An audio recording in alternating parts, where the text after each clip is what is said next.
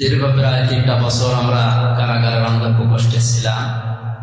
মহান আল্লাহ রব্বুল ইজ্জাত ওয়াল জালাল আমাদেরকে তার নিজ দয়ায় অনুগ্রহে আবার আপনাদের কাছে ফিরিয়ে এনেছে। হযরত ইউসুফ আলাইহিস সালাম জেল থেকে বের হওয়ার পরে তিনি বলেছিলেন, আকাদ আহসানা বি ইদ আখরাজানি মিনাস সিজিন। আমি যেদিন কাশিমপুর কারাগার থেকে ডান পা দিয়ে বের হলাম তখন এই আয়াতটা ইউসুফ নবীর দিকে তাকিয়ে পড়েছিলাম যে আকাদ আহসানা বি ইদ আখরাজানি মিনাস সিজিন। আলহামদুলিল্লাহ। চট্টগ্রাম জেলার লালখান থানার অন্তর্গত তাফসীর কোরআন মাহফিলে সম্মানিত উপস্থিতি, যার মাধ্যমে সেই কুষ্টিয়া থেকে পর্যন্ত কোরআনে কারিমের দাওয়াত নিয়ে এসেছি। শ্রদ্ধাভাজন ব্যক্তিত্ব, ইসলামিক চিন্তাবিদ, শিক্ষাবিদ, মুফাসসিরে কোরআন মুফতি হারুন ইসহাক আতালাল্লাহু উমরাহু ওয়া বারাকাল্লাহু ফি হায়াতি। আমার সাথে ঝিনাইদহ থেকে এসেছেন বিশিষ্ট ইসলামিক চিন্তাবিদ ডক্টর হাবিবুর রহমান হাবিব। এসেছেন শ্রদ্ধাভাজন মামা শ্বশুর জনাব মাওলানা আলমগীর হোসেন। সামনে বসা মুসলমান ভাইরা, প্রাণ প্রিয় চট্টগ্রামবাসী, দীর্ঘ প্রায় 3টা বছর আমরা কারাগারের অন্ধকার কষ্টে ছিলাম। মহান আল্লাহ রব্বুল ইজ্জাত ওয়াল জালাল আমাদেরকে তার নিজ দয়ায় অনুগ্রহে আবার আপনাদের কাছে ফিরিয়ে এনেছে।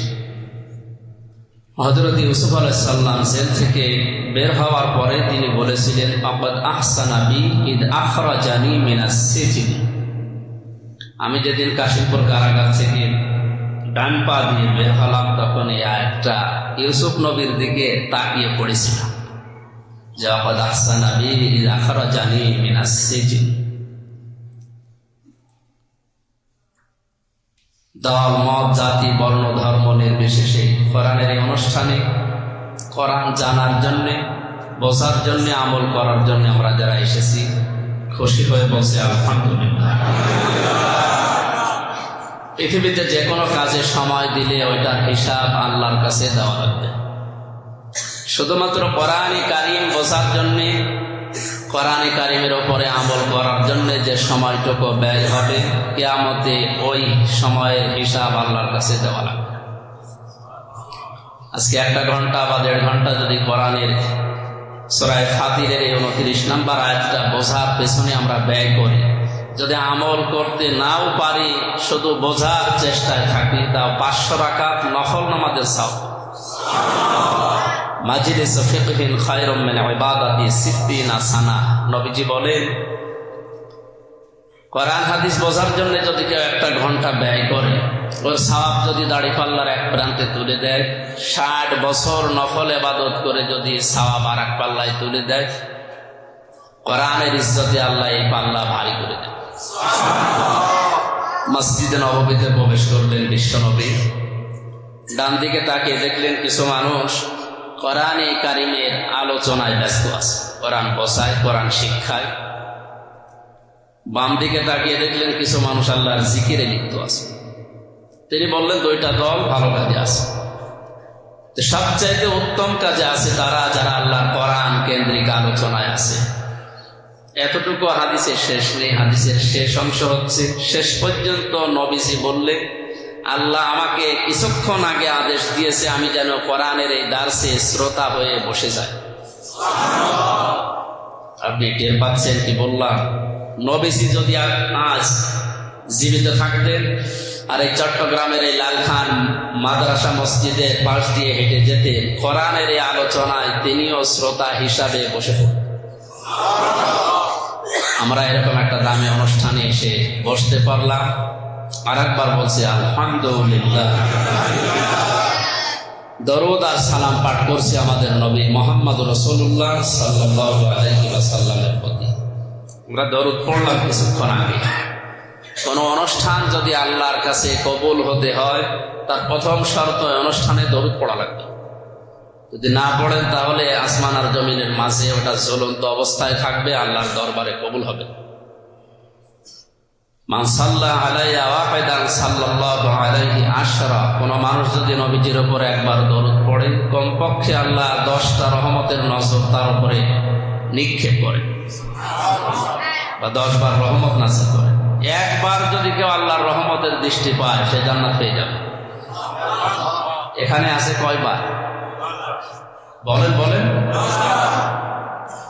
রহমতের দৃষ্টি পাওয়ার জন্য শর্ত হচ্ছে ইন্নাল্লাহা ওয়া মালাইকাতাহু, যেটা দিয়ে আমি শুরু করেছিলাম। অবশ্যই আমি আল্লাহ এবং আমার যত ফেরেশতা আছে, মালাকুন 1 বছর, মালাইকা বহু বছর, যত ফেরেশতা আল্লাহ বানিয়েছেন সব ফেরেশতারা ইউসাল্লুনা আলান নবী, আল্লাহর নবীর উপরে তারা দরুদ পড়ছে। ইয়া আইয়ুহাল্লাযীনা আমানু, ওহে যারা ঈমানের দাবি করো তাদেরকে বলছি, সাল্লু আলাইহি ওয়া সাল্লিমু তাসলিমা, তোমরা আমার নবীর উপরে দরুদ আর সালাম পাঠ করো যেভাবে পাঠ করা দরকার। এটা নিয়ে হিসাবে লাগছে। চট্টগ্রাম বিভাগে তো আশিকে রাসূল বেশি।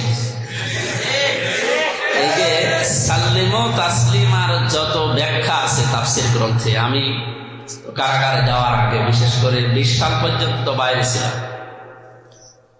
বিশ্ববিদ্যালয় থেকে আমি 15 সালে বেরিয়েছি। এখান থেকে এই 20 সাল পর্যন্ত এই 5-6 বছর যত তাফসীর আমি নিজে দেখেছি, এই সাল্লিমু তাসলিমা এর ব্যাখ্যায় যথাযথভাবে তোমরা দরুদ পড়ো। এটা বিশেষ করে বাংলাদেশ, ভারত, পাকিস্তান এই সমস্ত দেশে মেলে না। দরুদের ভেতরে যে কথাগুলো বলা হয় এটা আপনার প্র্যাকটিক্যাল লাইফে, বাস্তব জীবনে এটা দেখাতে হবে। আমরা বললাম আল্লাহুম্মা সাল্লি আলা, হে আল্লাহ তুমি রহমত নাজিল করো, আলা মুহাম্মদ, মুহাম্মদের উপরে। কার উপরে? খুব খেয়াল করে শুনবেন, আমি মৌলিক কিছু কথা বলছি, এতটুকু বলে কিন্তু আমরা শেষ করে দেই। মুহাম্মদ বলার পরে কি বলা হয়? না, যদি না জানেন জবাব দেবেন না, চুপ করে থাকবেন। আর যদি জানেন জোরে বলবেন আল্লাহুম্মা সাল্লি আলা মুহাম্মদ।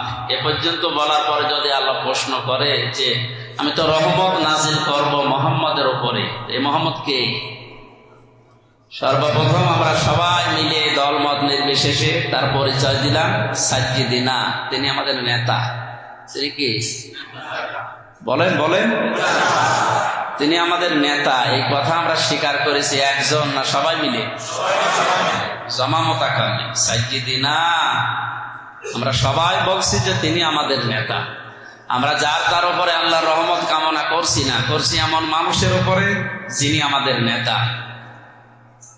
সুতরাং নবীজিকে আজ পর্যন্ত যারা নেতা মানতে পারেন না তাদের দরদ পড়া আর না পড়ার সমান। এটা আবার একটু গরম দিয়ে বললে রাজনীতি হয়ে যাবে, একটু নরম করে বললাম। আল্লাহর ঘোষণা দেওয়া একমাত্র নেতা এই পৃথিবীতে একজন, তিনি হচ্ছেন ইয়াসিন। কে? নবীজির যে 7টা মৌলিক নামে আল্লাহ কোরআনে ডাক দিয়েছেন তার ভিতরে এটা একটা। তাফসিরে কাবীর খুব বড় তাফসির, এখানে ইয়াসিন সিন শব্দের 5টা অর্থ তিনি দিয়েছেন। সিন মানে সাজ্জিদুল আলামিন, সিন মানে সাজ্জিদুল বাশার, সিন মানে সাজ্জিদুল কাওনাইন, সিন মানে সাজ্জিদুল, মানে জেলে থাকতে থাকতে সব ভুলে গেছে, এগুলো আবার স্টাডি করা লাগবে। তার 5টা আছে। সাইয়্যিদুল কাওনাইন মানে উভয় জগতের তিনি নেতা। সাইয়্যিদুল আলামিন মানে আলম না আলামিন, যত জগৎ আল্লাহ বানিয়েছেন, যে জগতে আপনি বাস করেন সব জগতের জন্য একমাত্র আল্লাহর ঘোষণা দেওয়া নেতা হচ্ছে বিশ্বনবী। সাইয়্যিদুল বাশার মানে মানুষের নেতা। কেউ যদি মানুষ হিসাবে নিজেকে দাবি করে তাহলে তাকে নেতা হিসাবে, নেতৃত্বে বিশ্বনবীকে মানায় লাগবে। সুতরাং মানুষ দাবি করার পরে যারা নবীজির নেতৃত্ব মানতে পারে না, ওরা আল্লাহর ভাষায় মানুষ না, জানোয়ার। জানোয়ার কেন বললাম? এটা সূরা আরাফের 189 নম্বর আয়াতের শেষের দিকে আছে। সম্মানিত উপস্থিতি, সাইয়্যিদিনা বলার পরে আর একটা কথা বলা হচ্ছে যে তুমি রহমত নাজিল করো তার উপরে যিনি মাওলানা। মাওলানা মানে আমির হামজা কে? মাওলানা আমাদের পথ প্রদর্শক, আমাদের অভিভাবক, আমাদের গাইডলাইন দাতা, যার পথ দেখে আমরা চলি। আজকে মুফতি হারুন ইসলাম কিছুক্ষণ আগে কথা বলার সময় ময়দানে উনি উলিল আমরি মিনকুম শব্দটা বলছিলেন না? কোরআনে কারিমে রব্বুল আলামিন বলেন, ইয়া আইয়ুহাল্লাযীনা আমানু আতিউল্লাহা ওয়া আতিউর রাসূল ওয়া উলিল আমরি মিনকুম। সূরা নিসার 159 নম্বর আয়াতে আল্লাহ পাক বলেন, ওহে যারা ঈমানের দাবি করো তাদেরকে বলছি আমি আল্লাহর আনুগত্য করো, আমার রাসূলের আনুগত্য করো। উলিল আমরি মিনকুম তোমাদের ভেতরে যারা নেতা উলিল আমর তাদেরকে আনুগত্য করে চলো। কোরআনের প্রতিটি শব্দ গবেষণামূলক। যে কোনো শব্দ নিয়ে চিন্তা ভাবনা করবেন, আপনাকে আল্লাহ হেদায়েত দিয়ে দেবেন। এখানে আতিউ এই যে ফেল, এটা ভার, এই ক্রিয়া, এই শব্দটা আল্লাহ নিজের নামে রেখেছে, রাসূলের নামে রেখেছে, উলিল আমরের আগে রাখেন নাই। যারা তাফসির বোঝে পড়ে আলেম যারা আছে জিজ্ঞাসা করবে আতিউ শব্দ আল্লাহ নিজের নামে রাসূলের নামে দিলে উলিল আমরের আগে দেননি কেন? সব মুফাসসির আয়াতের ব্যাপারে একমত, আল্লাহ রাসূলকে মানতে হবে, তার বিধান মানা লাগবে, কোনো প্রশ্ন ছাড়া। কোনো প্রশ্ন করা যাবে না। আপনি বুঝে আসলেও মানা লাগবে, না বুঝলেও মানা লাগবে। তো উলিল আমর মানতে গিয়ে দেখতে হবে এই লোকটা আল্লাহ এবং রাসূলকে মেনে চলে কিনা। যদি না চলে, ও যদি আমার বাবাও হয় তাও তাকে মানতে হবে। এখানে যারা আছেন, যে যেটা ভিডিও হচ্ছে সারা দুনিয়ায় 1 ঘন্টা পরে ছড়িয়ে যাবে, তাম পৃথিবীর 175 কোটি অন্তত মুসলমান এখন আছে আমার সামনে মনে করে, তাদেরকে উদ্দেশ্য করে বলছি, যদি আপনি ঈমান রাখতে চান এই আয়াত অনুযায়ী, এটা যদি শোনার পরে যদি আপনি না মানেন, কিয়ামতে এই আয়াত আপনার বিরুদ্ধে দাঁড়াবে। আমি ময়দানে আল্লাহর মামলার আসামির কথা বলছিলাম না, যে আল্লাহর মামলার আসামি কথাটা অনেক লোডওয়ালা কথা, ওজনওয়ালা কথা। আল্লাহর মামলার আসামি দুনিয়ায় তারা যারা মানুষ হয়ে মানুষের উপরে জুলুম করে, আর যারা শান্ত পরিবেশকে অশান্ত করার জন্য বিশৃঙ্খলা সৃষ্টি করে। আয়াতের দিকে তাকিয়ে বলে, আল্লাহ রসুলকে যারা মানে না, এদের নেতৃত্ব মেনে চলা, এদের পেছনে থাকা হারাম। এটা যদি কেউ রাজনীতি মনে করে, তাহলে আল্লাহ নিজে রাজনীতি করেছেন। কথা বলে না কেন? সুতরাং এই ট্যাগ লাগিয়ে, জিহাদকে যেমন আজ ট্যাগ লাগিয়ে সন্ত্রাস মানিয়েছে, এই আতিউ শব্দটাকে, উলিল আমরি মিনকুম এই শব্দগুলোকে যদি বিভিন্ন ট্যাগ লাগিয়ে আপনি রাজনীতি বানিয়ে বা বিভিন্ন নাম দিয়ে যদি এড়িয়ে চলার চেষ্টা করে, কিয়ামতে আয়াত যদি আপনার বিরুদ্ধে মামলা দেয়, কোন উকিল দাঁড়াবে বলে? অনেকে মনে করে মাহবুবউদ্দিন খোকন যদি দাঁড়ায় কোনো অসুবিধা নেই, এরপরে রুহুল কুদ্দুস কাজল যদি দাঁড়ায় অনেক বড় উকিল হাইকোর্টে, এনারা দাঁড়ালে আমার হয়ে যাবে। কিয়ামতে এনারা দাঁড়াতে পারবে? ওনাদের বিপক্ষে কাউকে দাঁড়াতে হবে। বাস্তবতায় আমরা যেহেতু জোর করার বিষয় না, লাস্তা আলাইহিম বিমুসাইতির, হে নবী আপনাকে আমি দারোগা পুলিশ করে পাঠাইনি যে মানুষ পিটিয়ে হেদায়েত করা, আমার দরকার নেই।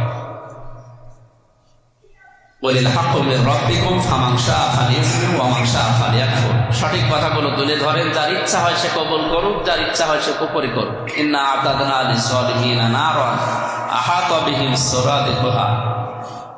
আমি আল্লাহ জালেমদের জন্য আগুন তৈরি করে রেখেছি। সুতরাং আমার দায়িত্ব হচ্ছে প্রচার করা। আর যারা এখানে বসে আছেন বা এই ভিডিওর মাধ্যমে তামাম দুনিয়ায় যারা শুনবেন, তাদের দায়িত্ব কি? সূরা নাহলে আছে, আল্লাহ পাক বলেন, হে নবী আপনি সঠিকভাবে কোরআনের কথাগুলো মানুষের সামনে তুলে ধরবেন, এটা আপনার দায়িত্ব। আর যারা শ্রোতা শুনবে তাদের দায়িত্ব এই কথাগুলো নিয়ে বাড়ি যেয়ে চিন্তা ভাবনা করা। এখান থেকে আমি চিন্তা ভাবনার খোরাকি দিয়ে দিলাম, আপনারা চিন্তা করে যেহেতু দুনিয়ার জীবন আসল না, আমাদের আসল জীবন মরণের পরে শুরু হবে। এই জীবনে যদি আমি ধরা খেয়ে যাই, ধরা পড়ে যায়, আমার জীবন পুরাটাই ব্যর্থ। সেই হিসাবে উলিল আমর যাদের ঠিক নেই, হাতে পায়ে ধরে বলবো, আহ্বান জানাবো, আপনারা উলিল আমর এখন থেকে ঠিক করবে। আল্লাহ এবং রসুলকে মেনে চলে যারা, তাদের কথা মেনে চলা এই আয়াত অনুযায়ী ফরজ। এই আয়াত অনুযায়ী কি আল্লাহ আমাদেরকে আয়াতটা বাস্তবে মেনে চলার তৌফিক দিন, আমিন। হাদিস পড়েছিলাম রসুলের, ইবনে মাজাহ শরীফ থেকে। নবীজি বলেন, যারা ছোটদেরকে স্নেহ করে না, বড়দেরকে সম্মান দেয় না, এরা আমার উম্মত না। মাঝখানে ফা শব্দটা আছে, ফালাইসা মিন্না। আরবি গ্রামার যারা না জানে তারা হয়তো বুঝবে না। উপরের দুইটা কথা যদি কেউ মেনে চলে তাহলে সে নবীর উম্মত। উপরের দুইটা কথা যদি কেউ মেনে না চলে তাহলে সে নবীর উম্মত না। সে 5 ওয়াক্তের জায়গায় যদি 6 ওয়াক্ত নামাজ পড়ে। প্রথম পয়েন্টে ছিল মাল্লাম ইয়ারহাম সগীরানা, যারা ছোটদেরকে স্নেহ করে না। ছোট কারা?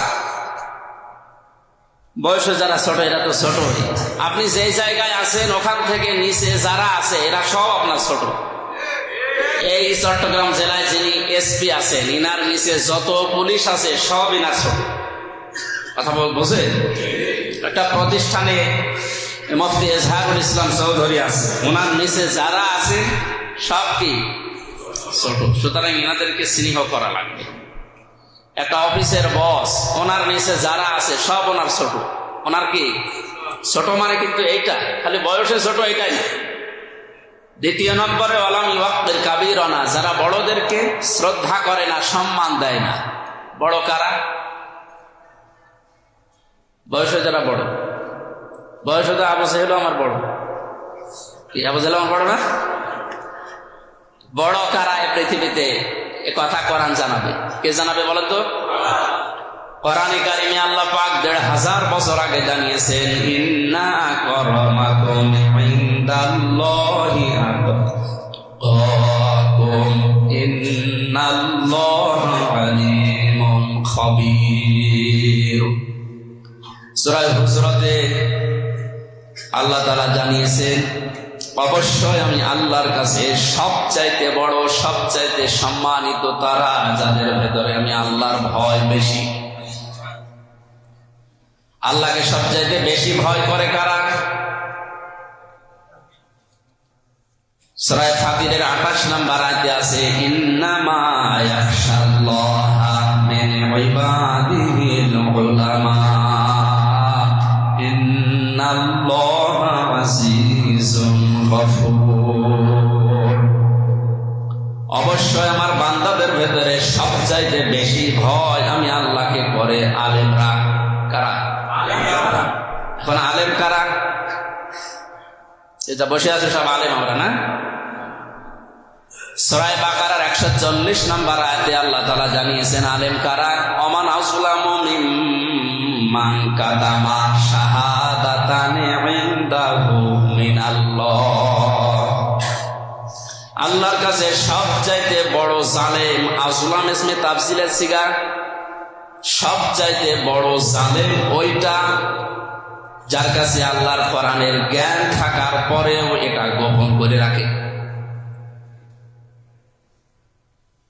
বাংলাদেশে লক্ষ লক্ষ আলেমে দ্বীন, অধিকাংশ মানুষ আমরা কোরআনে কারিমের জ্ঞান থাকার পরেও গোপন করে রাখি।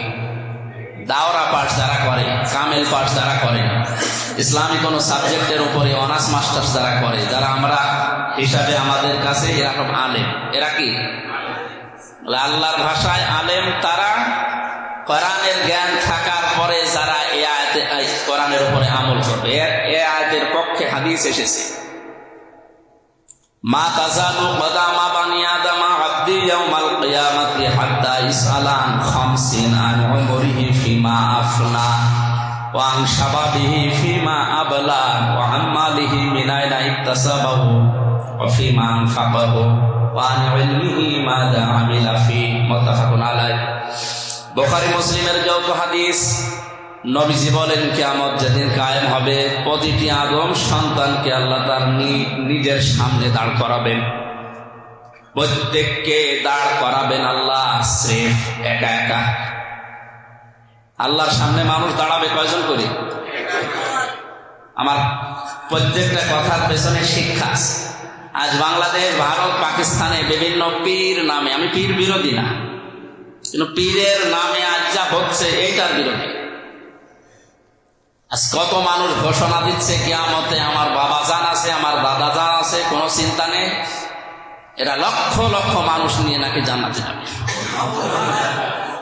আল্লাহর সামনে দাঁড়াবে প্রতিটি মানুষ কয়জন করে? স্রেফ একা একা। এইটা আমি মানিয়ে বললাম। সূরা মারিয়াম 16 নম্বর পারা 10 নম্বর পৃষ্ঠা 15 নম্বর লাইনের শেষ নম্বর আয়াতের 95 নম্বর আয়াত। আয়াতটা কি?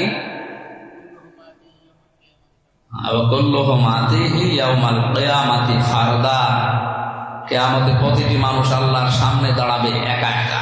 কয়জন করে? সুতরাং আজ এই ধান্দা নিয়ে যারা আছেন, এই ধারণায় যারা আছেন, এটা ভুল।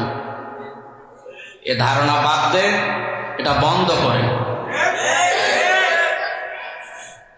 5টি প্রশ্নের জবাব দেওয়া ছাড়া, শুধু জবাব না, সঠিক জবাব দেওয়া ছাড়া কোন মানুষ আল্লাহর সামনে থেকে এক পা সামনেও যেতে পারবে না, পেছনেও যেতে পারবে না, জায়গা দাঁড়িয়ে থাকবে। তার 5 নম্বরে ওয়ান ইলমিহি মাদা আমিলা ফি, যতটুকু জানতে তার কতটুকু মানতে, ওইটা বলো। যতটুকু জ্ঞান অর্জন করেছিলে তার উপরে তোমার কতটুকু আমল ছিল, এইটা বলো। সূরা বাকারার 140 নম্বর আয়াতের ব্যাখ্যায় হাদিস এসে ফি জিলালিল কোরআনে আমি পেয়েছি। এই আয়াত অনুযায়ী দুনিয়াতে যে মানুষগুলো আল্লাহর কোরআন অনুযায়ী আমল করতে পারবে তারা আল্লাহর কাছে আলেম হিসাবে বিবেচিত হবে। আর এরাই হক্কানি আলেম। এরা কি আলেম? ইমাম ইবনে তাইমিয়া রাহমাতুল্লাহ আলাইহি তার কিতাবের ভেতরে পড়েছি, হক্কানি আলেম বলে আজ অনেকে দাবি তুলছে না। কেউ কেউ তো হকের ডিলার নিয়ে বসে আছে, আর বাকিগুলো সব ভুয়া, আমি একমাত্র খাজানা নিয়ে আসি। হক্কানি আলেম এই শব্দ শুনলে আমরা অনেকে দুর্বল হয়ে যায়, যে হক্কানি আলেম যেহেতু এর সাথে লাইন আছে আল্লাহ রসুলের, অসুবিধা নেই। হ্যাঁ, হক্কানি আলেম হওয়া লাগবে। হক্কানি আলেম পাওয়া যায় 3 জায়গায়। কয় জায়গায়? সবাই বলেন। ইমাম ইবনে তাইমিয়া বলেন, প্রথম নম্বরে হক্কানি আলেম যদি কেউ দেখতে চায় সে যেন মাটির নিচে খোঁজ করে, তার মানে কবরে। কবরে পাওয়া যাবে। হক্কানি আলেম পাওয়া যাবে না? ইমাম আবু হানিফা হক্কানি আলেম ছিলেন না?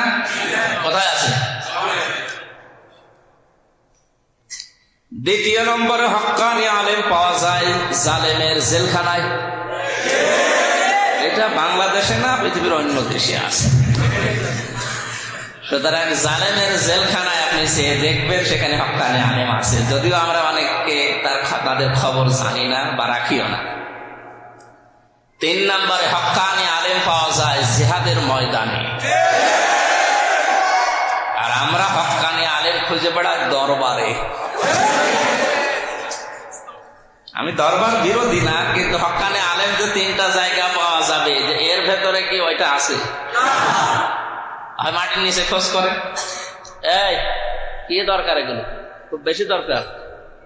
হুজুরদের দেবেন, দেন। মানুষ এই যে আপনার 4 দিকে তাকাবে, ওটা না দেওয়াই ভালো ছিল। তারপরে আপনি একটু বড় তো এই জন্য দেন, এনাদের দেন। আমি না, আমার লাগবে না, আমি আলোচনার ভেতরে কিছু খাই না। এমনি আমার শরীর ভালো না, এরপর পেটের অবস্থা খারাপ, আপনারা বারবার তাকাবেন, আমি আর বাড়ি যেতে পারবো না। দরকার নেই, ওনাদের দেন, তাড়াতাড়ি করেন, শেষ করেন আর বসো। কেউ নড়াচড়া দরকার নেই, বসো। মাত্র 1 ঘন্টা তো। শরীর আসলে খুব অসুস্থ। ওর পরিবেশে ছিলাম একটা, কোনো কাজ নেই কাম নেই, 24 ঘন্টা তালা মেরে রাখতো, খালি খেতাম আর ঘুমাতাম। আর বাইরে এসে শুধু মোসাফাই করতে হয় 2000 মানুষের সাথে, মানে অসুস্থ হয়ে গেছে। আর খাবার দাবার তো জেলের খাবার আপনারা জানেন, বাইরে এসে আদর করে মানুষ খাওয়াচ্ছে, আর এদিকে আমার অবস্থা খারাপ হচ্ছে। আমরা হক্কানি আলেমের কথা বলছিলাম। সম্মানিত ভাইরা, আপনারা ভুল বুঝবেন না, উল্টা পাল্টা লাইনে যাবেন না। হক্কানি আলেম পাওয়া যায় কয় জায়গায়? সুতরাং আজ যারা জিহাদের ময়দানে কাজ করবে, আপনি নিঃসন্দেহে বিশ্বাস করতে পারেন এরা হক্কানে আলেম। তাহলে বড় হচ্ছে আল্লাহর ভাষায় তারা যারা আল্লাহকে বেশি ভয় করে, আর আল্লাহকে বেশি ভয় করে আল্লাহর বান্দাদের ভেতরে যারা আলেম তারা, আর আল্লাহর কাছে আলেম হিসাবে পরিগণিত তারা যারা কোরআনে কারিমের উপরে আমল করে। এই তিনটা কথায় কোনো প্রশ্ন আছে? সূরা বাকারার 159 নম্বর আয়াত, সূরা বাকারার 174 নম্বর আয়াত, এই দুইটা আয়াতে না 73 নম্বর, এই দুইটা আয়াতে মহান রব্বুল ইজ্জাত ওয়াল জালাল খুব শক্ত করে জানিয়েছে, ইন্নাল্লাযীনা ইয়াকতুমুনা মা আনজালনা মিনাল বায়্যিনাতি ওয়াল হুদা মিন বা'দি মা বায়্যানাহু লিন-নাসি ফিল কিতাব উলাইকা ইয়ালআনুহুমুল্লাহু ওয়া ইয়ালআনুহুমুল লাঈনুন।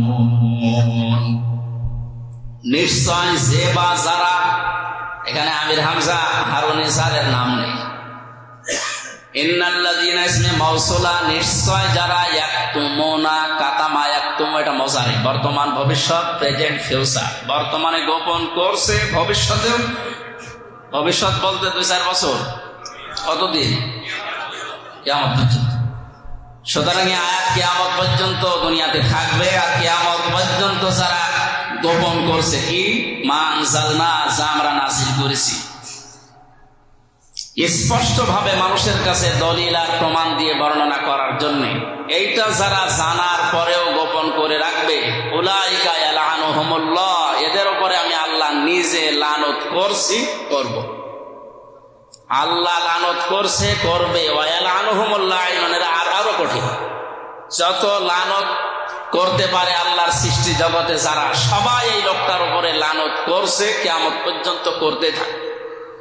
দুনিয়ার 50, 60, 70 বছরের হায়াত কাটাতে গিয়ে যদি কিয়ামত পর্যন্ত লানত পাওয়ার মতো জীবন তৈরি করা লাগে, ওর মতো দুর্ভাগ্য আর দুনিয়া কারণে।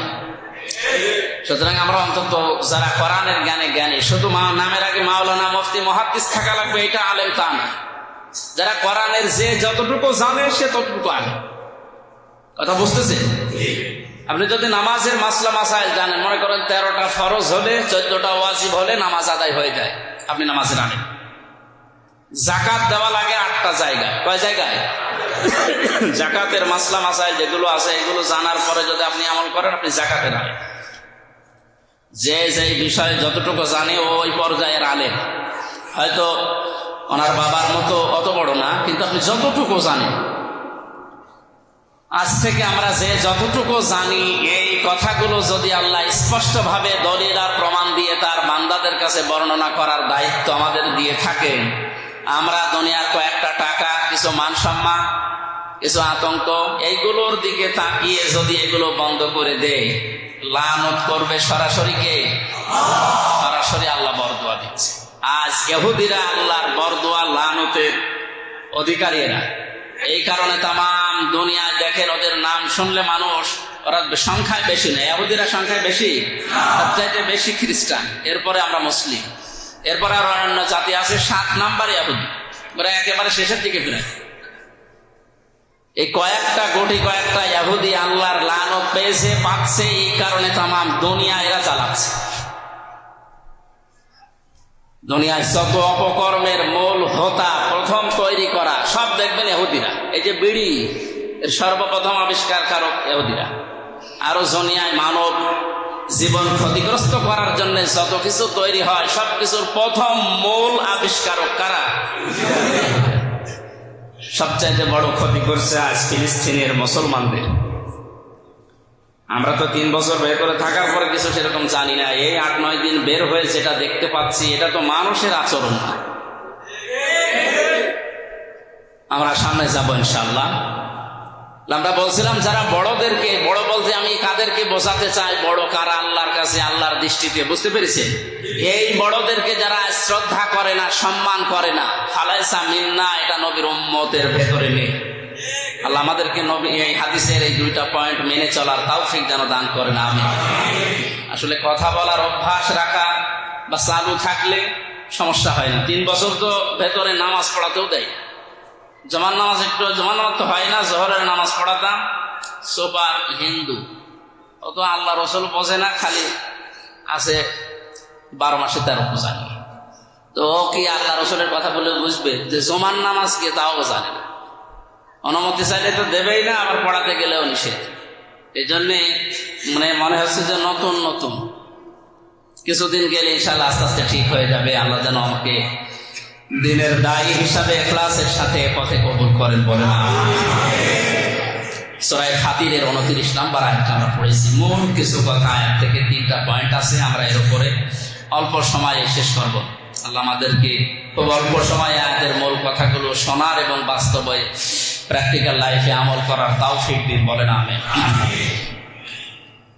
যাদের মুখস্থ আছে তারা পড়বেন, আর মুখস্থ না থাকলে মুখ মেলেন। কোরআনের আয়াত প্রতিটি অক্ষরে আমরা 10টা নেকি আগে অর্জন করি।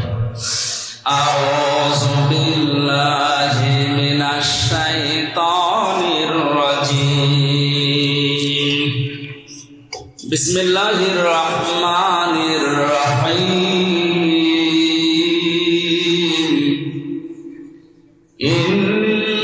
ইন্নাল্লাযীনা ইয়াতলুনা কিতাবাল্লাহি ওয়া আকামুস সালাতা ওয়া আনফাকু মিম্মা রাযাকনাহুম সিররাও ওয়া আলানিয়াতাও ওয়া ইয়ারজুনা তিজারাতাল লান তাবুর।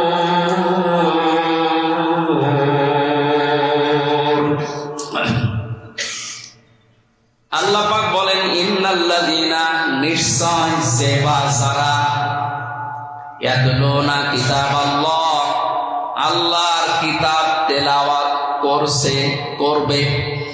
কার কিতাব? পৃথিবীতে কিতাব মাত্র একটা, বলেন তো কয়টা? নাম হচ্ছে কোরআনে কারীম। এই একটাই কিতাব আছে, আর দুনিয়ায় যত আছে এগুলো সবই কিতাবের ব্যাখ্যা। আমরা অনেকে জানি কবরে প্রশ্ন হবে 3টা। কয়টা? এই প্রশ্নকে যদি আপনি দাঁড় করিয়ে রাখতে চান, তাহলে তার জন্য পেছনে লাগবে যেটা, তার নামে কিতাব। কেউ যদি কবরে বলতে পারে মা রব্বুকা, রব্বি আল্লাহ।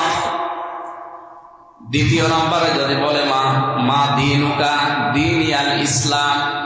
মান হাযা রাজুল, সে যদি বলে হাযা নাবিয়্যুনা মুহাম্মাদুর রাসূলুল্লাহ সাল্লাল্লাহু আলাইহি ওয়াসাল্লাম, সঙ্গে সঙ্গে মুনকার নাকির প্রশ্ন করবে, এই 3টা কথা তুমি কোথায় পেয়েছো?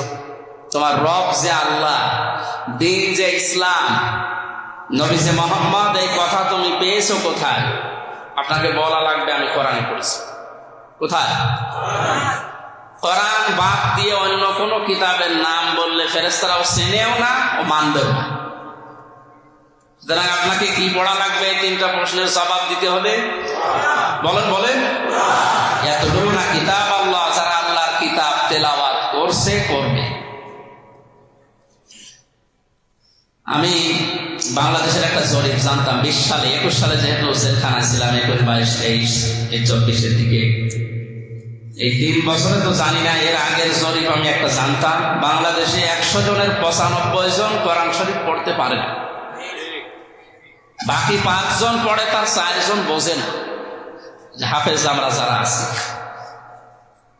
1 জন পড়ে শুদ্ধ করে বোঝে। বলেন 100 জনের 1 জন যদি টেকে, তা আল্লাহ কি দায় পড়ে গেছে ইসলাম এই দেশে কায়েম করে দিতে?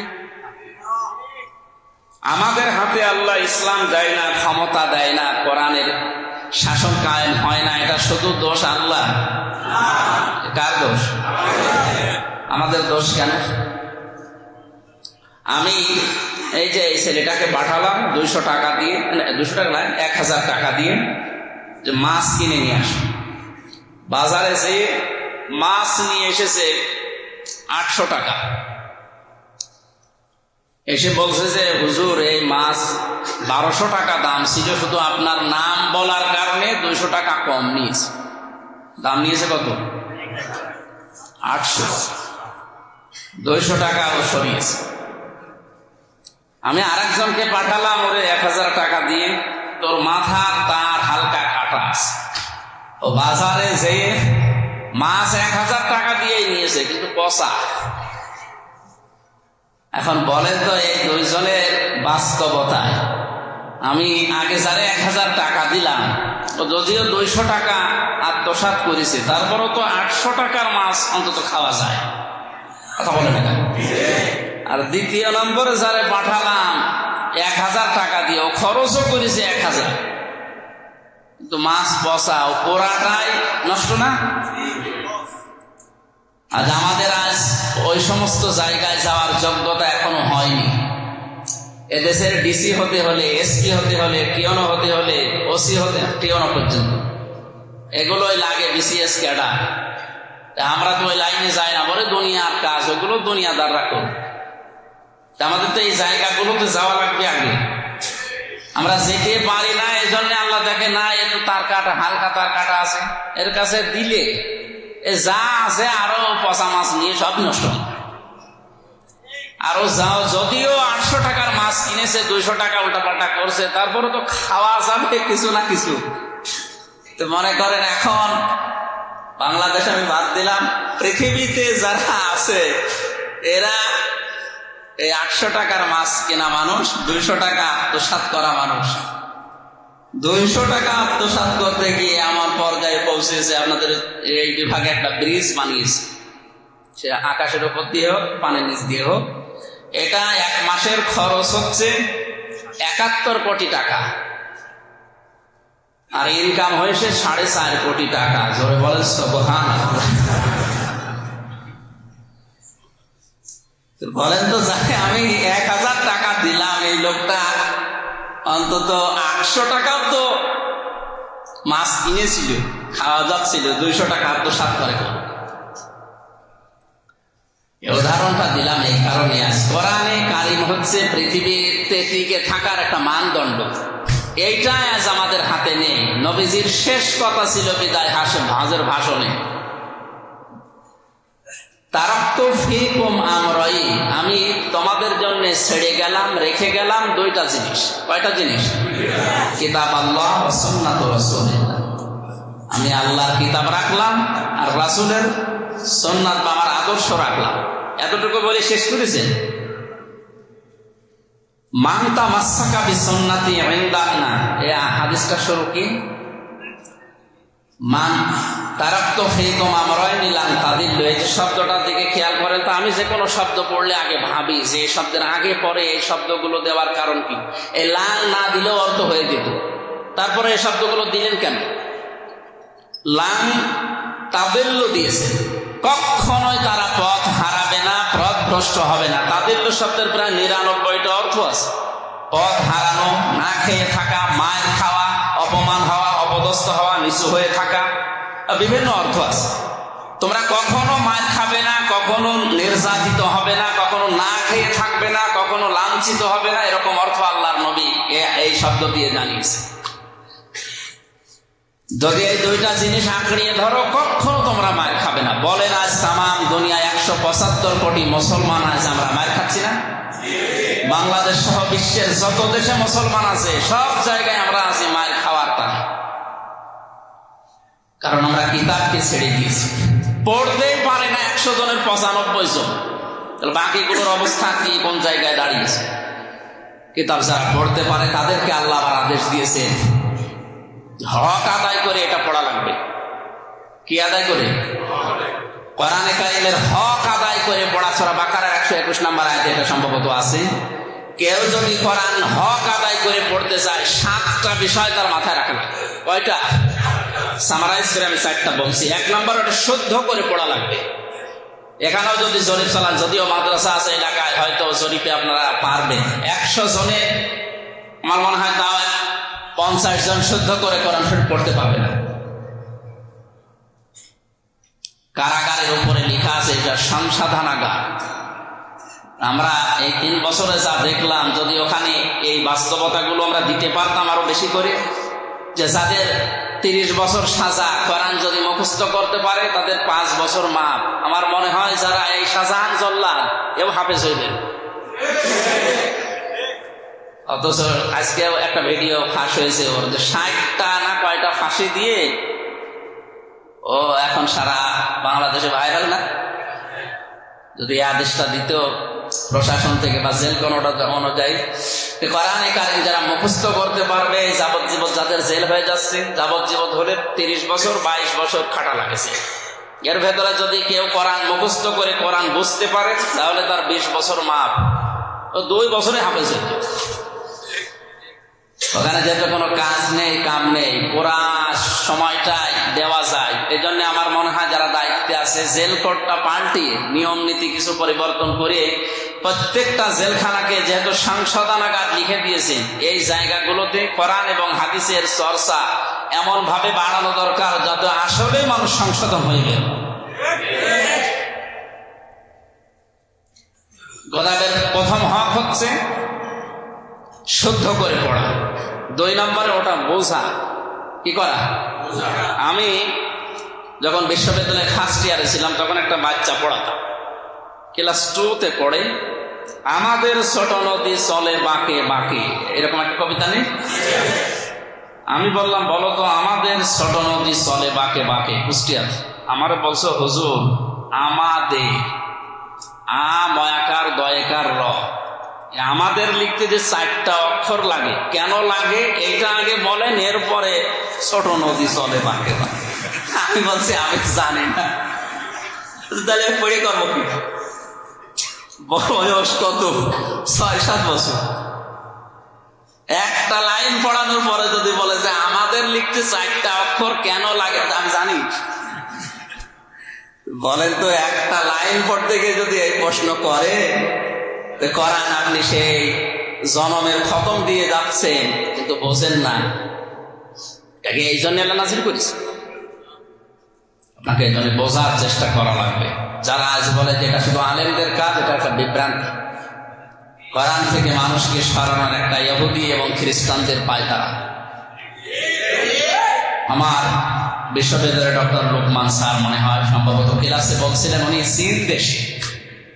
চীন দেশে একটা কৃষক কাজ করছে, জমিতে কাজ করার পরে 2-5 মিনিট একটু শরীরকে ঠান্ডা করার জন্য গাছের নিচে বসে বিশ্রাম নেওয়া লাগে, এরপরে আবার কাজ করবে। এই যে 5-7 মিনিট 10 মিনিট সময় পেয়েছে, তাড়াতাড়ি করে এসে জমিনের আইলের উপরে বসে পকেট থেকে ওদের যে বাইবেল, খ্রিস্টান তো লোকটা বাইবেল বের করে 2-4 লাইন পড়ে আবার রেখে কাজ করা আরম্ভ করেছে। আর যদি কোরআনকে এমন সহজ করে দিতে পারতাম, যে কোনো কাজে সব জায়গায় কোরআন আমাদের মুখে হাতে কর্মজীবনে থাকতো, আমাদের মনে হয় আমাদেরকে দিয়ে কেউ শিরিক বেদাত করাতে পারতো না। আর শিরিক বেদাত বাংলাদেশে আমি যতটুকু জানি বা খোঁজ রাখি, সবচাইতে বেশি হয় চট্টগ্রাম আর ময়মনসিংহ বিভাগ। আপনি আবার রাগ করেন না,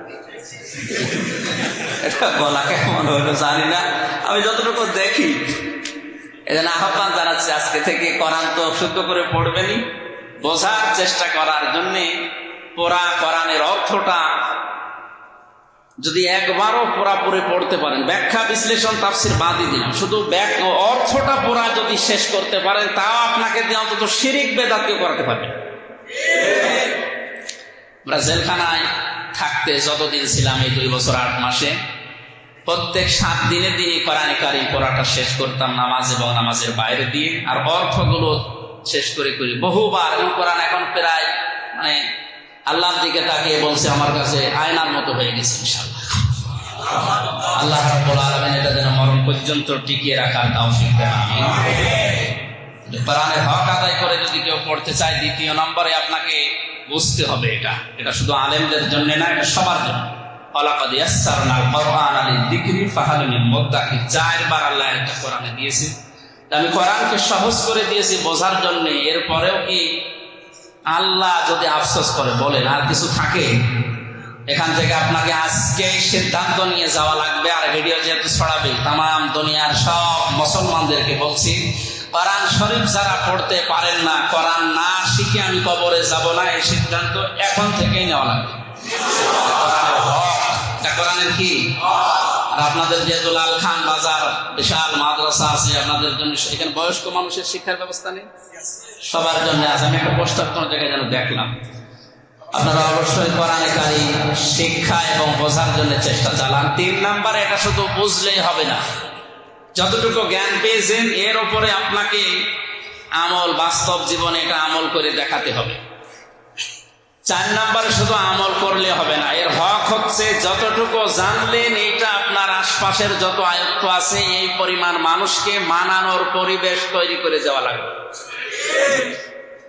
চট্টগ্রাম সহ বাংলাদেশে আমরা জানি মরহুম আল্লামা আহমেদ শফি রহমতুল্লাহ আলাইহি, উনি যতদিন কোরআন হাদিস শুদ্ধ করে পড়েছিলেন এই বাংলাদেশে ওনার একটা শত্রু ছিল না। যতদিন বুঝেছিলেন কোনো সমস্যা ছিল না, যতদিন নিজে টুকটাক আমল করেছিলেন কোনো সমস্যা ছিল না।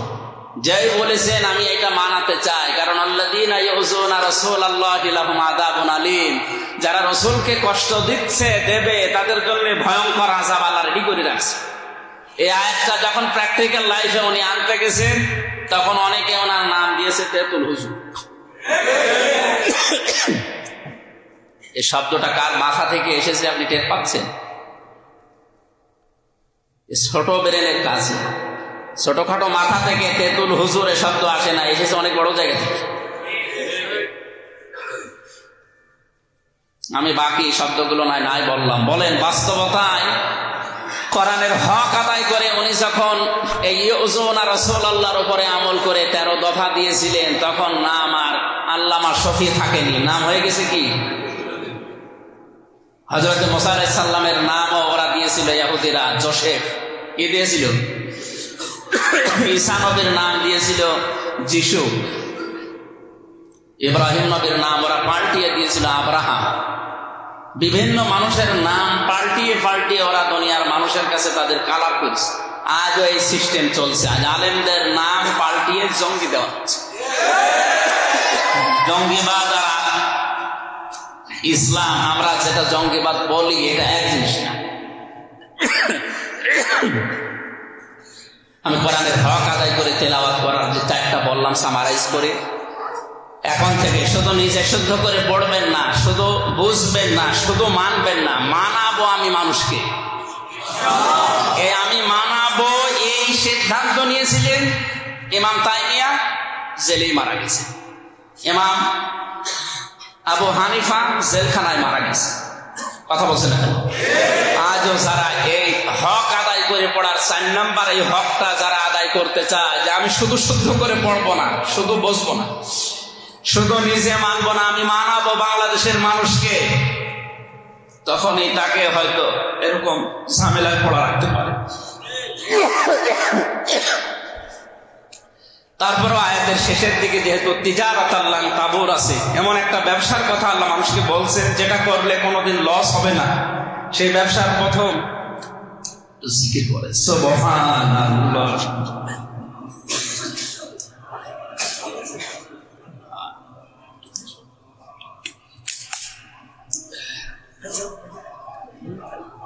না আমার লাগবে না, আপনাদের লাগলে দেন।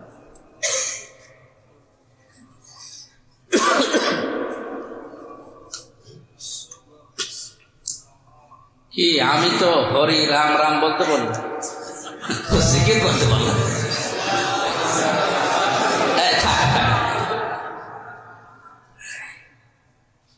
মানে আমার মহিলা প্যান্ডেল থাকে না নাকি এলাকায় সিস্টেম নেই? মহিলা প্যান্ডেলে মানুষ মহিলারা আসে, ওদেরকে যদি আমার মনে হয় এখন বলতাম যে জিকির করেন, আর এই এলাকায় তো জিকিরের এরকম জোশ, ওরা যে কি আওয়াজে জিকির করতো। এই যে ফরিদপুরের 8 রশিদে 3 বার গিয়েছে যে জিকিরের ঝাঁজ, ও মহিলারা। এখানে আবার পুরুষ মানুষ আছে তো নাকি? তিজারাতাল লান তাবুর, লান দিয়েছে। মজারের আগে লান আসলে অর্থ হয় কখনো হবে। আল্লাহ বলেন এমন একটা ব্যবসার কথায় 3টা পয়েন্ট দিয়ে বলছি যে ব্যবসায় কোনো লস নেই। জোরে বলেন আল্লাহু আকবার। আমরা লাভ লসের বাস্তবতা তো অনেক বেশি বুঝি নাকি? ছোট্ট কয়েক মিনিটে একটা উদাহরণ দিচ্ছি, এই উদাহরণটাই আপনি আয়াতটা বুঝবেন ইনশাআল্লাহ। একটা ছেলে পরীক্ষা দিচ্ছে, ক্লাস করে না, আসেও না, পরীক্ষার দিন এসে শুধু নাম আর রোল নাম্বার লিখেছে, আর কিচ্ছু লিখে না। খাতা একেবারে সাদা হেড স্যারের কাছে দিয়ে বলছে, স্যার এই খাতা জমা দিলাম সাদা, কিন্তু আমি নাম্বার চাই 99। স্যার বলছে কিছুই দেখো না, মাজার দিকে তাকান। মাজার দিকে তাকিয়ে দেখেন নল, নলছে না। বলছে ঠিক আছে ঠিক আছে।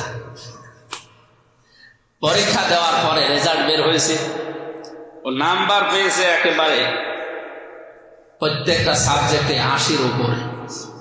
খুব খুশি। ওর মা বাবা এমনকি ওর প্রেমিকাও খুশি যে ভালো জিনিসই ধরিস। এ পড়াশোনা করে না, কলেজে যায় না, ক্লাস করে না, শুনলাম যে কিছু লেখেও না, একেবারে সাদা খাতা জমা দিয়েছে, শুধু নাম লিখে আর রোল নাম্বার লিখে। নাম্বার পেয়েছে কত? 80-র উপরে। দ্বিতীয় নম্বরে আরেকজন, এই যে এই ছেলেটাকে যদি তামাম দুনিয়ার মানুষ সফল বলে, আপনার ভাষায় আপনাকে যদি বিবেক থাকে কি বলবেন বলেন তো? ব্যর্থ এর জীবন। এর জীবন কি? জীবনে কোনো লাভ নেই, ব্যর্থ। দ্বিতীয় নম্বর আরেকজন পরীক্ষা দিচ্ছে, এ কারো দিকে তাকায় না, কারোটা দেখে নকল করেও লেখে না, যতটুকু ওর জ্ঞান আছে ততটুকু লিখে দিয়েছে। নাম্বার যখন ফাঁস হয় তখন নাম্বার পেয়েছে 50। কত? 100-র ভেতরে 50 পেয়েছে। ওর মা বাবার রাগ, ওর বন্ধু বান্ধব, ওর আত্মীয় স্বজন যারা আছে সবার রাগ, যে জীবন ব্যর্থ, এত কষ্ট করে লেখাপড়া করলাম অথচ নাম্বার পেয়েছে মাত্র 50। এখন বলেন, আপনার বিবেক যদি থাকে, তামাম দুনিয়ার যারা বিবেকবান মানুষ এ কিন্তু দেখে না, কারোটা চুরি করেও লেখে না, নাম্বার পেয়েছে 100-র ভেতরে নিজের যোগ্যতা অনুযায়ী 50। এ সফল না বিফল? লাভবান না? আর একটা ছেলে পরীক্ষা দিচ্ছে, কিন্তু পরীক্ষার আগের রাতে এই প্রশ্নপত্র ফাঁস হয়েছিল, কোন কায়দায় যেন একটা প্রশ্ন হাতে পেয়েছে, বাড়ির লোক দিয়ে নিজে তো লিখেছে আর লোক ভাড়া করে লিখেছে। ওখানে বলা হয়েছে যে 10টার ভেতরে 5টার উত্তর দেবে, যেহেতু সারা রাত সময় ফ্রি পেয়েছে আর 2-3 জন মিলে লিখছে, এই জন্য ও 10টায় উত্তর দিয়েছে। পরীক্ষায় আরো 3 ঘন্টা, ও যতটুকু মনে আসে সব মিলে লিখে পুরা একেবারে 30 পৃষ্ঠা দেওয়া দরকার, দিয়েছে 50 পৃষ্ঠা। রেজাল্ট বের হওয়ার পরে পেয়েছে 100-র ভেতরে 120। লোকজন বলে, স্যার এই যত ভালো ছাত্র হোক, এই নাম্বার যতই পাক অন্তত 100-র ভেতরে না 100 পাবে, এ 120 পাই কি করে?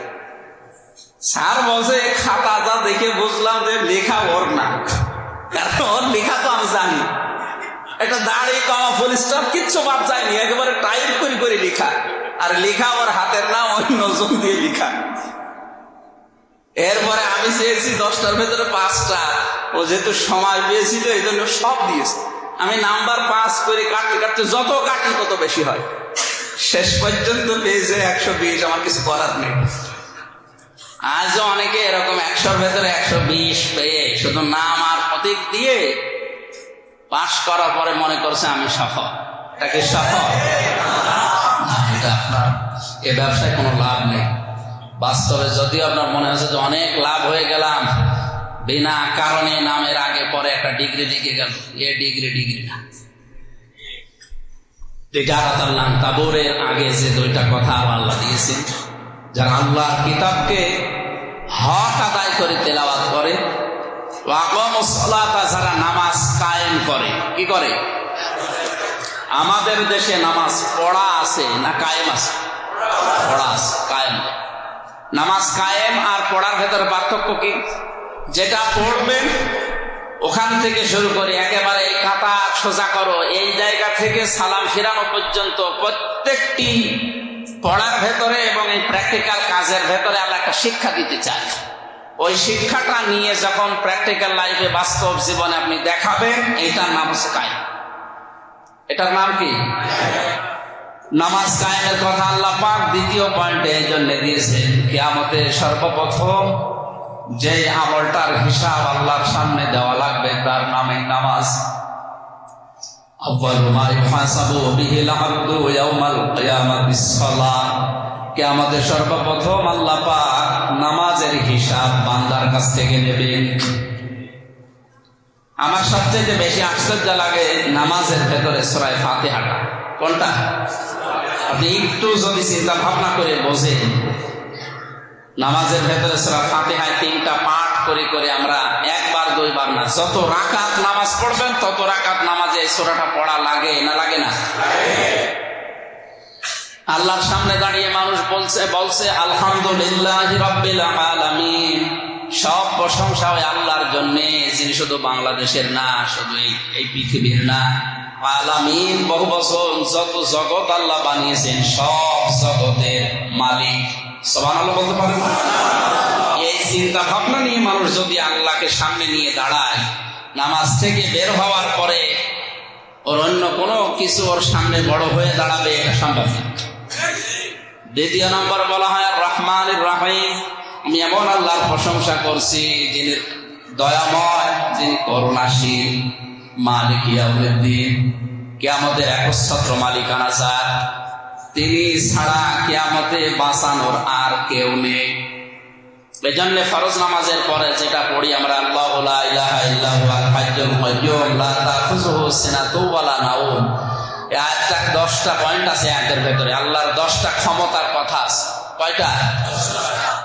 এই যে মালিক ইয়াউমিদ্দিন, কিয়ামতে একচ্ছত্র মালিকানা, এটা পৃথিবীর আর কারণে, এটা শুধু আল্লাহ। সে যাই বলে, সুপারিশ করার কথা তাও আল্লাহ, আল্লাহ যাকে অনুমতি দেবেন শুধু সে পাবে। অথচ আজ এটার দায়িত্ব অনেকেই নিজের হাতে তুলে নিয়ে ধোঁকা দিয়ে বোকা বানিয়ে কোটি কোটি টাকা ইনকাম করছে পীর নাম নিয়ে। আমি বোঝাতে পেরেছি হয়তো? নামাজের ভেতরে আপনাকে আল্লাহ মুখ দিয়ে বের করে এমনি নাই না যে মালিক ইয়াউমিদ্দিন, আমি কিয়ামতের দিবসের কিন্তু একচ্ছত্র মালিকানা আমার, কিয়ামতে তোকে কেউ বাঁচাতে পারবে না।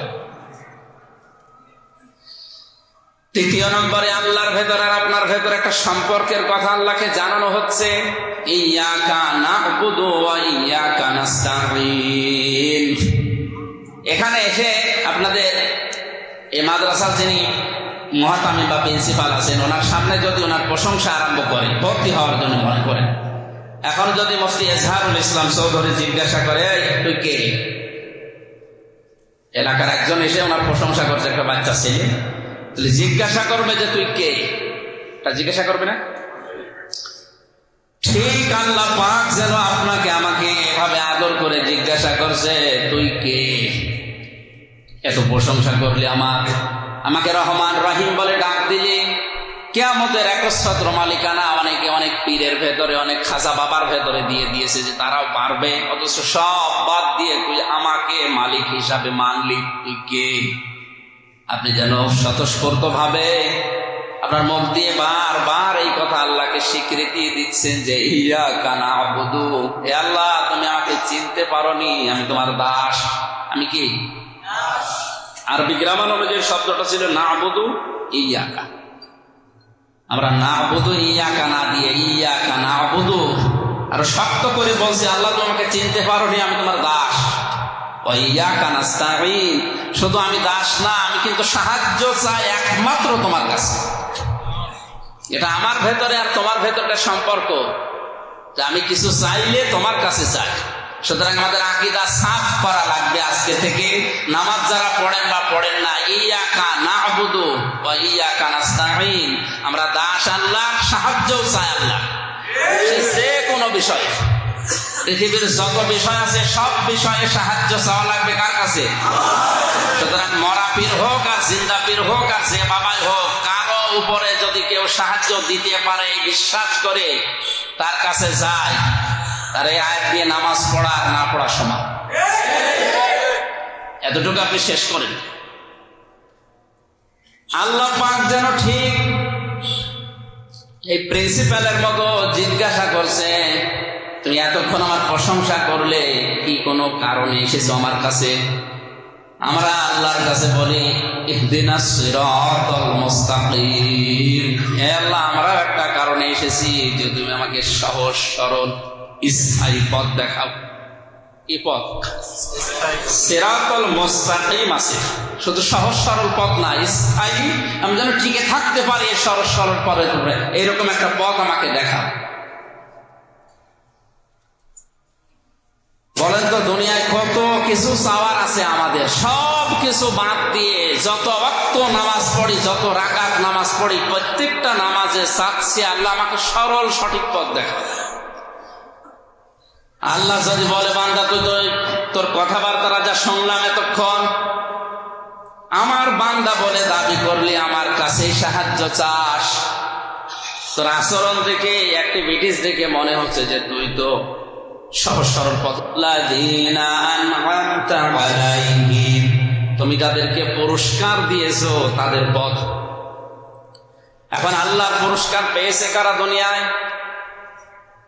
4 প্রকার মানুষকে আল্লাহ পুরস্কার দিয়েছেন। সূরা নিসাতে আছে ওয়ামা ইউতিউল্লাহ ওয়ার রাসূল ফাউলাইকা মাআল্লাযিনা আনআমাল্লাহু আলাইহিম মিনান নাবিয়্যিনা ওয়াস-সিদ্দীকিনা ওয়াশ-শুহাদাই ওয়াস-সালিহিন ওয়া হাসুনা উলাইকা রাফীকা। আল্লাহর এখানে পুরস্কারের ঘোষণা আমরা 4 প্রকার মানুষের পেয়েছি। তার 1 নম্বরে আল্লাহর পুরস্কার পাবে তারা যারা নবী। কারা? নবীরা পুরস্কার কেন পেয়েছিল? কিছুক্ষণ আগে আপনি নবীওয়ালা কাজের কথা শুনছিলেন। আজ অনেকে দাবি করছে আমরা নবীওয়ালা কাজ করি না, এটা নবীওয়ালা কাজ না। তিনি যতদিন পর্যন্ত নবী হননি, খেয়াল করেন, বাইরে যে সমালোচনা না করে শব্দটা খেয়াল করে, তিনি 1 থেকে 40 বছর পর্যন্ত যতদিন ওহী পাননি, কোরআন পাননি, ততদিন পর্যন্ত ছিলেন মুহাম্মদ ইবনে আব্দুল্লাহ। কি ছিলেন? তাকে কি এই 40 বছর পর্যন্ত কেউ নবী আল্লাহ রসুল আল্লাহ বলে রাখতো? বলেন বলেন, কে বলতো? মুহাম্মদ ইবনে আব্দুল্লাহ, এই তার পরিচয় ছিল। তিনি যখন নবী হলেন তখন তার বয়স, বলেন না কেন, এই 40 থেকে 63, এই 23 বছর তিনি নবী এবং রসুল হিসাবে পরিচিত ছিলেন। এবার বলেন 17 বছর বয়স থেকে 40, এই যে 23 বছর, এই 23টা বছর তিনি কাজ করেননি দুনিয়ায়, তা কিন্তু না, তিনিও ভালো ভালো কাজ করেছিলেন। মানুষের ঘর ভেঙে গেলে ঘর বানিয়ে দিতেন, মানুষের বিপদ দেখলে এগিয়ে যেতেন। সমাজের যে উন্নয়নমূলক কাজগুলো ছিল, হিলফুল ফজুল গঠন করার মাধ্যমে ভালো ভালো কাজ তিনি করেছিলেন, কিন্তু কোন শত্রুতা, বলেন না কেন? একই মানুষ 40 থেকে 63, এটাও 23, এটা কি 17 থেকে 40, কত? বলেন বলেন, আগের 23-এ কোনো শত্রু নেই, কোনো বাধা নেই। বাকি 23 বছরে আপনি বলেন 40 থেকে 63, কোন শত্রু নেই, কোন বাধা নেই। সূরা ইয়াসিনের 30 নম্বর আয়াত, আমরা যে সূরা ইয়াসিনকে ফজরের নামাজের পরে পড়লেই মনে করি 10 খতম কোরআনের সওয়াব হবে, অবশ্যই হবে, কিন্তু এই আয়াতটা কি পড়ে চলে যান, ইয়া হাসরাতান আলাল ইবাদ মা ইয়াতিহিম মির রাসূলিন ইল্লা কানু বিহি ইস্তাহজিউন। আল্লাহ পাক বলেন আমার বান্দাদের জন্য আমার আক্ষেপ, আমার আফসোস যে এমন কোন নবী রাসূল পাঠালাম না যার সাথে সমসাময়িক মানুষেরা ঠাট্টা করে নাই, বিদ্রুপ করে নাই। নবীদের চরিত্র খারাপ ছিল, কারো ঘর ভেঙেছে, কারো মেয়ের দিকে তাকিয়েছে, তাদের উপর অত্যাচার জুলুম নির্যাতন কেন? কোন কোন নবীকে ছিঁড়ে ফেলেছে, কোন নবীকে দেশ থেকে তাড়িয়ে দিয়েছে। আর আমাদের নবী মুহাম্মদ রাসূলুল্লাহকে 3 বছর জেলখানায় রেখেছে। নবীরা পুরস্কার কেন পেয়েছিল ওই দিকে আমরা যেতে চাই না। নবীওয়ালা কাজ তো শুরু হবে নবীজির 40 থেকে 63, এই 23 বছরে। যখনই তিনি নবীওয়ালা কাজ শুরু করলেন তখনই তিনি মানুষের শত্রু হয়ে গেলেন। আর তার যার অনুসরণ শুরু করেছে 40 থেকে 63, তারাও কাফের মুশরিকদের শত্রু আরম্ভ করেছে। আজ দুনিয়ায় যদি কেউ মুহাম্মদ ইবনে আব্দুল্লাহর কাজ করে তার কোনো শত্রু থাকবে না, এটা স্বাভাবিক। যখনই রাসূলুল্লাহর কাজ আরম্ভ করবে তখন তার শত্রুর অভাব হবে না, নবীজির মতো। 27 বার তাকে ডাইরেক্ট, 82 বার, কতবার?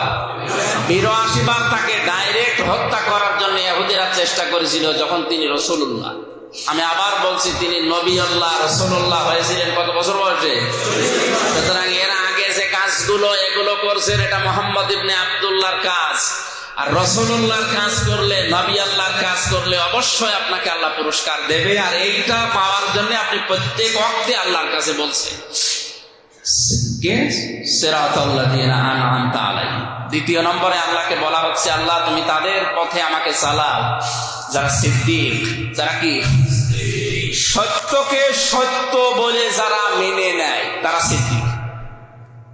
আমি একটা উদাহরণ দিচ্ছি। হযরতে আবু বকর যতদিন পর্যন্ত তিনি নবীজির এই মেরাজের এই সত্য কাহিনীকে সত্য বলে যখনই মেনে নিলেন, তখনই আর তিনি আবু বকর ছিলেন না, ছিলেন সঙ্গে সঙ্গে আবু বকরের পরে আবু বকর সিদ্দিক। সত্যকে সত্য জানার পরে যারা নির্দ্বিধায় মেনে নেয়, এরা হচ্ছে সিদ্দিক। আজ পুরস্কার কারা পেয়েছে, কারা পাবে, এদের চোখে আঙ্গুল দিয়ে অনেককে দেখিয়ে দেওয়া হয়। এরপরও সত্যকে সত্য জানার পরেও যারা মানতে চায় না, এই যে এরপরে যে আয়াতটা আছে, গায়রিল মাগদুবি আলাইহিম ওয়ালাদ-দাল্লিন, আল্লাহ তুমি তাদের পথে আমাদেরকে চালিও না, আমি তাদের পথ চাই না যারা মাগদুব এবং দল্লিন। মাগদুব এবং দল্লিন হিসাবে আমরা সবাই জানি এখানে ইহুদি আর খ্রিস্টান। কারা? ইহুদি খ্রিস্টানদের প্রত্যেক ওয়াক্ত নামাজে প্রতি রাকাতে আপনি বরদোয়া দিচ্ছেন, শুধু একা না, তাম দুনিয়ার 175 কোটি মানুষ যদি নামাজ পড়ে এই একই বরদোয়া, যে আল্লাহ তুমি তাদের উপরে গজব নাজিল করো, তাদের উপরে অভিসম্পদ নাজিল করো, আমি ওদের পথ চাই না। এখন বলেন, এরা আল্লাহর অভিসম্পদ, আল্লাহর লানত প্রাপ্ত, পথভ্রষ্ট এরা কেন? কারণ এই মুসা আলাইহিস সালাম, হযরত ঈসা আলাইহিস সালাম, এই দুইজন নবীর উম্মতকে আমরা জানি ইহুদি আর খ্রিস্টান। কথা বলে না কেন? এরা প্রত্যেকেই সংবাদ দিয়েছে যে আমার পরে শেষ নবী আসতেছে মুহাম্মদুর রাসূলুল্লাহ, ইয়াতি মিন বাদি ইসমুহু আহমদ, আমার পরে যিনি আসছে তার নাম কি? এ কথা জানার পরে ওরা সত্যটাকে সত্য জেনেও অহংকার করে আর হিংসা করে মানে না। অহংকার কি? শেষ নবী যদি আসে আমাদের বনি ইসরাইলে আসবে বা বনি ইসরাইলে আসবে। আর হিংসা কি? যে গরিব মানুষ নবী হয় কি করে?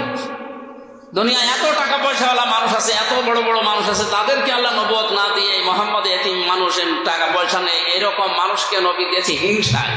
সুতরাং অহংকার করে আর হিংসা করে ওরা সত্যকে সত্য জানার পরেও মানে না। এই জন্য ওদের ওপরে বরদোয়া দেওয়া হচ্ছে প্রতি ওয়াক্ত নামাজে, প্রতি রাকাতে।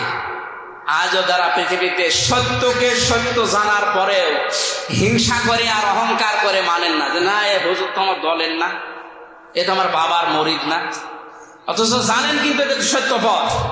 পৃথিবীতে সবচেয়ে সত্য পথ কোরআনের পথ, জিহাদের পথ। এটা জানার পরেও আপনি বলেন না, এটা তো অন্য গন্ধ পাওয়া যাচ্ছে, এটা তো ওরা তো এইটা মানে না, গণতন্ত্র মানে না, এটা তো মানে না, এই দিকে খেয়াল করে এ তো এই দল করে, এ তো আমার বাবার দরবারে আসে না। এই যে সত্যকে সত্য জানার পরেও যারা মানেন না, তারাও এক ধরনের ইহুদি খ্রিস্টান। আপনার নিজের বরদোয়া নিজের উপরে পড়বে। এখন অনেকে আবার নামাজ ছেড়ে দিয়ে না। সুতরাং নামাজ, এই দ্বিতীয় পয়েন্টে হাজার হাজার কথা এক একটা শব্দের ভেতরে আছে। আমার শরীর আর পারছে না, আমি সুস্থ হলে আবার আসবো ইনশাল্লাহ। ভাইয়ের কাছে আমরা মাঝে মাঝে আসা লাগবে, কারণ এই এলাকায় থাকলে আমি এখানে এসে থাকবো ইনশাল্লাহ। তোমরা খরচ করবে সিররা ওয়া আলানিয়া, গোপনে প্রকাশ্যে। আপনাদের খরচ করা গোপনে প্রকাশের একটা বড় মাধ্যম এই মাদ্রাসা।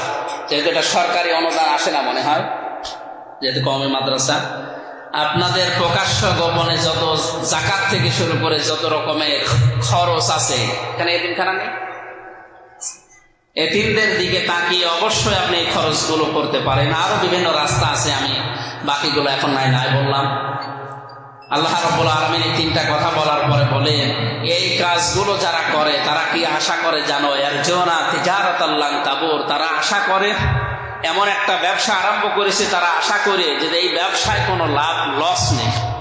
সুতরাং 1 নম্বরে আল্লাহর কিতাব যারা ওই 4টা হক আদায় করে তেলাওয়াত করবে, 2 নম্বরে যে মানুষগুলো নামাজের এই নিয়ম নীতিগুলো পড়া এবং প্র্যাকটিক্যাল এগুলো যারা বাস্তব জীবনে মিলানোর জন্য চেষ্টা চালাবে, 3 নম্বরে প্রকাশ্যে গোপনে যারা আল্লাহ রাস্তায় খরচ করবে, এদের এই ব্যবসায় চর্মচোখে যদিও দেখেন লস হচ্ছে, কোনো লস নেই। মহান আল্লাহ তাদেরকে অবশ্যই লিউওয়াফিয়াহুম উজুরাহুম ওয়া ইয়াজিদাহুম মিন ফাদলি, তাদেরকে অবশ্যই পুরস্কার দান করবেন। আমরা তানবিনের ব্যবহার পড়েছিলাম কোরআনে, লিল্লাযিনা আহসানুল হুসনা ওয়া জিয়াদা, জিয়াদাতুন আছে। কোন মানুষ যদি ভালো ভালো কাজ করার চিন্তা ভাবনা করে এগিয়ে যায়, তাদেরকে শুধু আল্লাহ পুরস্কার দেবে না, আরো বেশি দেবে।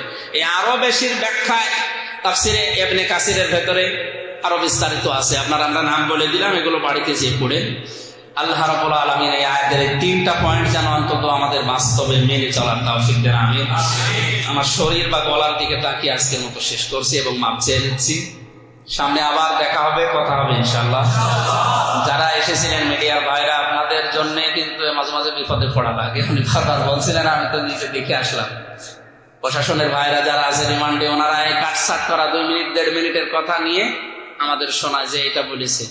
আমার মামলা যে প্রথম যেটা যে তরবারি সাকিব, আমি বলছিলেন দান আর তর সাকিব এসেছিল ধান কাটা কাশি সিরাজগঞ্জে বাড়তে, ওই পাগল মতো একটু এসে সংসদের সামনে দিয়ে করছিল। পুলিশ বোঝায় এই চুরি কি করবে, শুনে কাশি সংসদ ভেঙে ফেলবো। মানে এ বোমা মেরে ওড়ানো যায় না, তুই কাশি দিয়ে না। আমি হারুনি স্যার, আমির হামজা, এরপরে মাহমুদুল হাসান, এদের ওয়াজ শুনে আমি উদ্বুদ্ধ হয়ে এসেছি। বলে তো এই যে 1 ঘন্টা 20 মিনিট কথা বললাম, আমি নরম নরম কথা বলি, আমার ওয়াজনকে উদ্বুদ্ধ হয়। ওই যারা গরম দেয় তাদের কথা বললেও মানা কি, এমন মানুষের নাম বলি আমার এমনি শরীর চলে না। আল্লাহ আমাকে এবং সবাইকে যেন অন্তত মাফ করে দেন। মুসাফির অবস্থা যেহেতু আছে, শহরের অবস্থায় দোয়া কবুল হয়। আর অসুস্থ, আল্লাহ আমাদের এখন মোনাজাত করে দিচ্ছি, আল্লাহ আমাদের দোয়া যেন কবুল করেন। ভাই যদি কিছু বলার থাকে তার, আল্লাহুম্মা গফিরলি ওয়ারহামনি ওয়াহদিনি ওয়াআফিনি ওয়ারযুকনি ইয়া রাব্বাল আলামিন। রব্বানা যালামনা আনফুসানা ওয়া ইল্লাম তাগফির লানা ওয়া তারহামনা লানাকুনান্না মিনাল খাসিরিন। মাথা নিচু করে, চোখ বন্ধ করে, জীবনের অপরাধ স্মরণ করে। রব্বানা লা তুযিগ কুলুবানা বা'দা ইয হাদাইতানা ওয়া হাব লানা মিন লাদুনকা রাহমা ইন্নাকা আনতাল ওয়াহ্হাব। রব্বুল আলামিন, সেই কুষ্টিয়া থেকে চট্টগ্রাম পর্যন্ত কোরআনে কারীমের দাওয়াত নিয়ে ইখলাসের সাথে আমি এসেছি। আল্লাহ তাআলা কোরআনে কারীম থেকে যে কথাগুলো বলেছি এগুলো আমাদের প্র্যাকটিক্যাল লাইফে আমল করার তৌফিক দাও।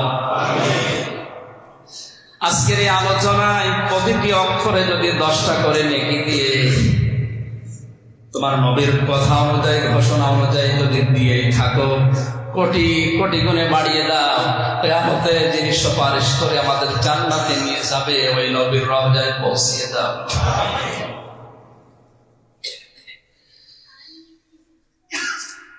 বিশ্ব তারাহাল পরিবার থেকে শুরু করে হযরত আদম থেকে শুরু করে যত মানুষ এই দুনিয়াতে আজকের এই পর্যন্ত কবরে গেল, এদের কবরগুলোকে কোরআনের ইজ্জতে জান্নাত বানিয়ে দাও। সারা জীবন অপরাধ করেছি, হাত উঠায় কথা বলবো ভয় করে, লজ্জা করে। যত গুনাহ আমাদের জীবনে আছে এগুলো যদি শরীরে লেখা থাকতো, মানুষ আমাদেরকে কুকুরের মতো ঘৃণা করে তাড়িয়ে দিত। দুনিয়ায় যেভাবে তুমি গোপন রেখে দিয়েছো, কিয়ামতে তোমার সাত্তার নামের ওসিলায় আমাদের গুনাহগুলো গোপন করে দিও। আমাদেরকে মাফ করে দিলেও তোমার কোনো ক্ষতি হবে না, জাহান্নামে দিলেও কোনো লাভ হবে না। তোমাকে তোমার কারো কাছে কৈফিয়ত দেওয়া লাগবে না। তুমি যে গফুর, গফফার এই নামগুলো নিয়েছো, আল্লাহ তাআলা তুমি যদি আমাদের অপরাধগুলো মাফ না করো তাহলে তো এই নামগুলোর বাস্তবতা থাকে না। মেহেরবানি করে তোমার গফর এবং গাফফার নামের খাতিরে আমাদের জীবনের মতো মাফ করে দাও।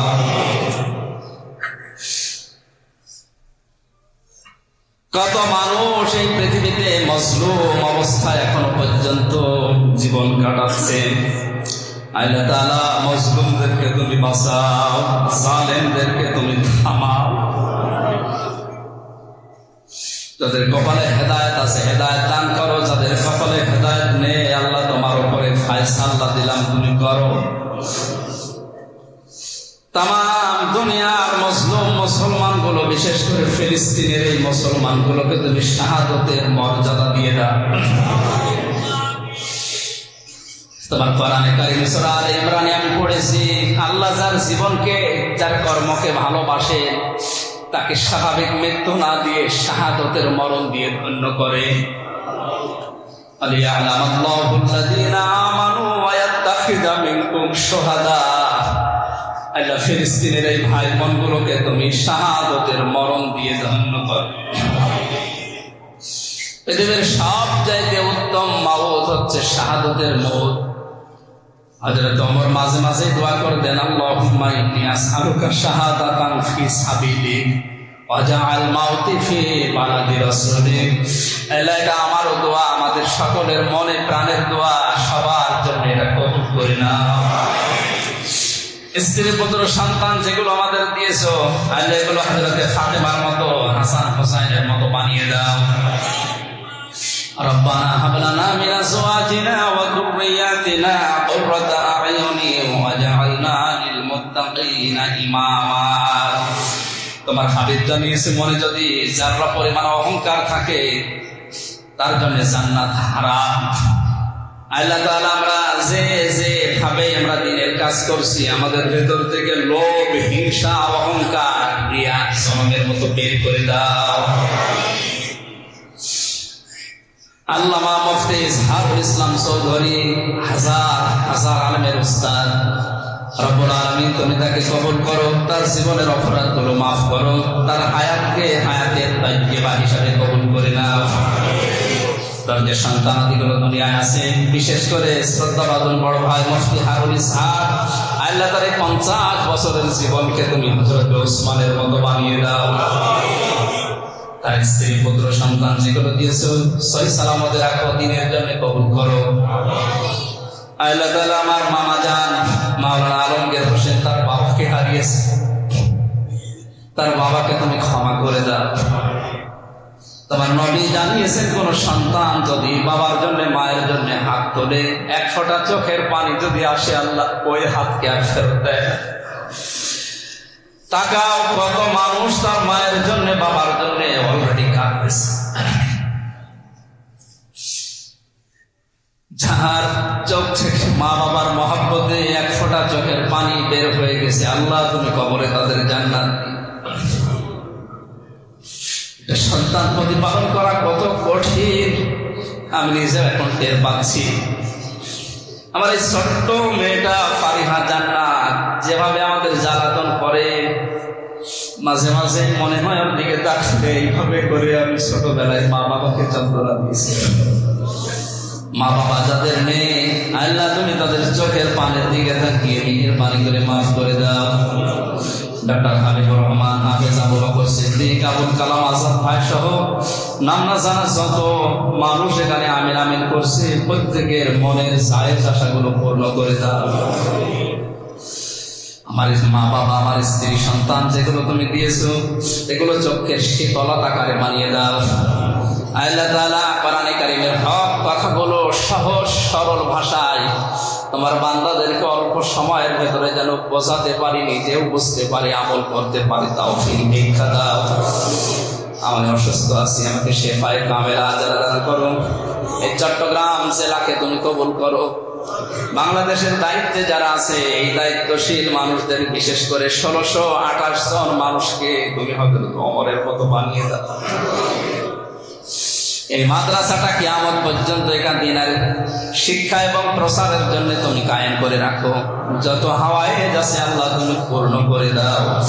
বারাকাল্লাহু লানা ওয়া লাকুম ফিল কুরআনিল আযীম। কখন মরণ চলে আসে জানি না।